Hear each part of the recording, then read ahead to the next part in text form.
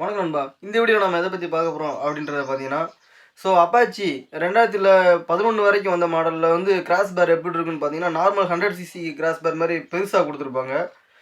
நம்ம அப்பாச்சி வந்து 2010 மாடலு. அந்த வண்டியை இப்போ கொஞ்சம் கொஞ்சமாக ரீஸ்டோர் பண்ணிட்டு வரோம். அந்த வண்டியை ரீஸ்டோர் பண்ணி ஓரளவுக்கு கொஞ்சம் மைண்ட் கண்டிஷனுக்கு கொண்டு வந்திருக்கோம். அதுக்கப்புறம் அதோட ஸ்டெப் என்ன ஒன்று அப்படின்றத பார்த்தீங்கன்னா, அந்த கிராஸ் பேரை வந்து பிஎஸ்4ல் வந்து அதாவது 2013 அண்ட் 14க்கு மேலே வந்த மாடலில் கிராஸ் பேர் நம்ம ரெடி பண்ண போகிறோம். அந்த கிராஸ் பேர் ஏன் ரெடி பண்ணுறோம், எதுக்கு, எப்படி ரெடி பண்ணுறோம் அப்படின்றத வீடியோவில் சொல்கிறேன் வாங்க. அந்த கிராஸ் பேர் ரெடி பண்ணுறதுக்கு நம்ம அந்த ஒரு கிளாம்ப் ரெடி பண்ணணும். அந்த கிளாம்ப் என்னென்னு பார்த்தீங்கன்னா, அந்த ஆப்போசிட்டில் தெரியுது பார்த்தீங்களா, அந்த கிளாம்ப் நம்ம தனியாக ரெடி பண்ணணும். அந்த கிளாம்ப் ஏன் ரெடி பண்ணுறோம் அப்படின்ற பார்த்தீங்கன்னா, இந்த கிளாம்பில் தான் நம்ம பம்பரை அட்டாச் பண்ண போகிறோம்.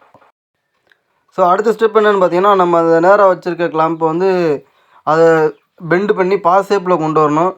அந்த கொண்டு வரும்போது அந்த நீங்கள் போட்டுக்க ஹோல்ஸ் வந்து சென்டராக வர மாதிரி பார்த்துக்கோங்க.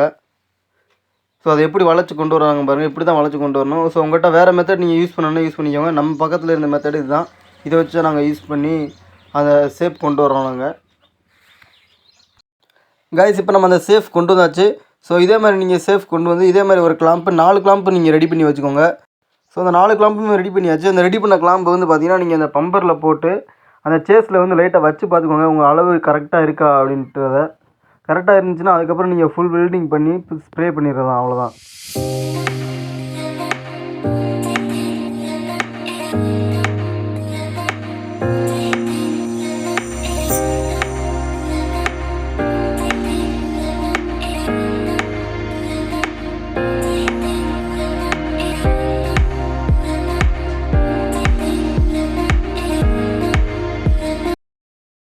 இப்போ பார்த்தீங்கன்னா அதோட ஒர்க் முடிஞ்சு.